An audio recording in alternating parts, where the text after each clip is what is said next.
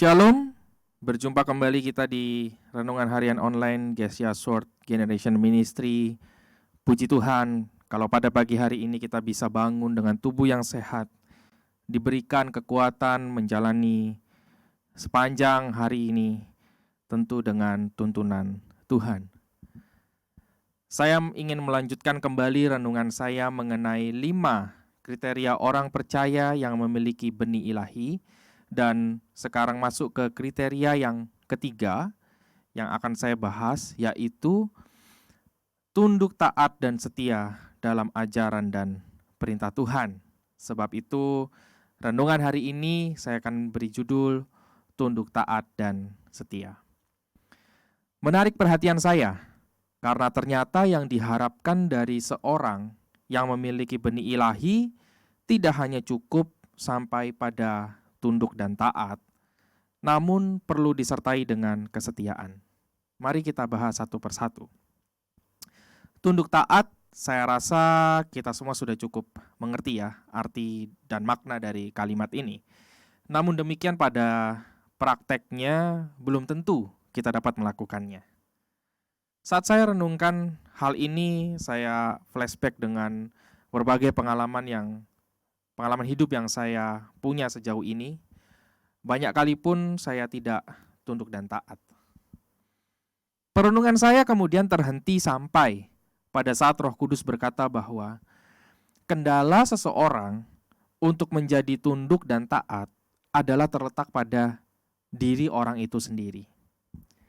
Keakuan yang jauh lebih besar melebihi kadar kerohanian yang dimiliki menjadi akar masalah tidak mampunya seseorang untuk tunduk dan taat. Beberapa keakuan yang kerap kali muncul adalah, saya catat ada 3. Yang pertama, merasa diri benar. Kedua, merasa diri pintar. Ketiga, merasa dirinya lebih baik dari yang lain. Nah, ketiga hal yang saya sebutkan itu muncul pada diri seseorang ketika yang lebih dominan di dalam hidupnya adalah mengandalkan akal budinya sendiri. Belum lama ini saya pun gagal melakukan hal ini.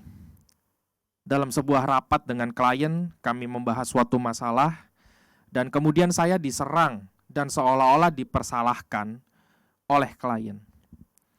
Saat itu akal budi saya bermain lebih dominan daripada kadar kerohanian yang saya miliki.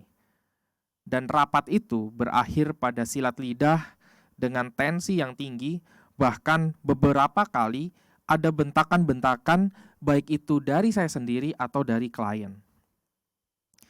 Sebenarnya saudara, ada alarm dalam hati saya yang berkata untuk stop dan tidak melawan saat awal masalah ini dibahas di dalam rapat itu. Tetapi sekali lagi, saya gagal karena membiarkan akal budi manusia saya berjalan lebih dominan. Sampai akhirnya Roh Kudus bicara keras dalam hati saya. Stop permalukan Tuhan dengan tingkahmu. Akhirnya saya baru diam, walaupun sudah terlambat sebenarnya, karena sebelumnya sudah saling marah-marah dan membentak. Saat saya diam, hati saya hancur karena penyesalan. Mengapa saya tidak bisa tunduk dan taat dari awal masalah itu dibahas? Andaikan saya diam dan tidak menunjukkan keakuan saya, mungkin adegan marah-marah dan bentak-bentak itu tidak perlu terjadi. Sejak hari itu, saya belajar, sungguh-sungguh belajar untuk banyak kali menahan diri saya. Siapapun yang salah, bagaimanapun keadaannya, mencoba untuk berpikir dan menyelesaikan masalah dengan kepala dingin. Jadi, apakah tunduk dan taat sebuah perkara yang mudah? Dalam satu hal mungkin kita bisa tunduk taat. Misalnya saja, saya bisa tunduk taat kepada ajaran Tuhan untuk setiap hari membangun mezbah keluarga di rumah. Tetapi dalam hal penguasaan diri dalam pekerjaan, saya masih gagal. Sementara kriteria yang diminta adalah tunduk taat dalam setiap ajaran dan perintah Tuhan. Ini baru satu hal mengenai tunduk taat. Lebih lanjut, Kriteria itu meminta kita untuk melakukan ini secara setia. Jadi, ketika contohnya saya sudah bisa tunduk taat untuk membangun mesbah keluarga, saya juga harus dengan setia melakukan hal itu. Di samping harus tetap belajar tunduk taat dalam hal penguasaan diri. Suatu saat, ketika saya sudah berhasil tunduk taat dalam penguasaan diri, maka saya akan diperhadapkan dengan hal lain untuk tunduk dan taat sambil tetap setia melakukan membangun mesbah keluarga dan penguasaan diri dengan setia. Begitu seterusnya. Sanggupkah kita melakukan ini dengan setia? Kalaupun Anda berpikir saat ini mungkin Anda tidak sanggup, bukan berarti hal itu tidak perlu dilakukan. Kita tetap harus mencoba melakukan hal tersebut sebagai bentuk tunduk dan taat kepada pemimpin kita. Ajaran ini disampaikan oleh Bapak Gembala sebagai pemimpin kita di dunia ini, dan terlebih tunduk dan taat kita tujukan kepada pemimpin agung yaitu Tuhan Yesus Kristus. Saya akhiri dengan sebuah ayat untuk perenungan kita sepanjang hari ini. Yakobus 1 ayat 22.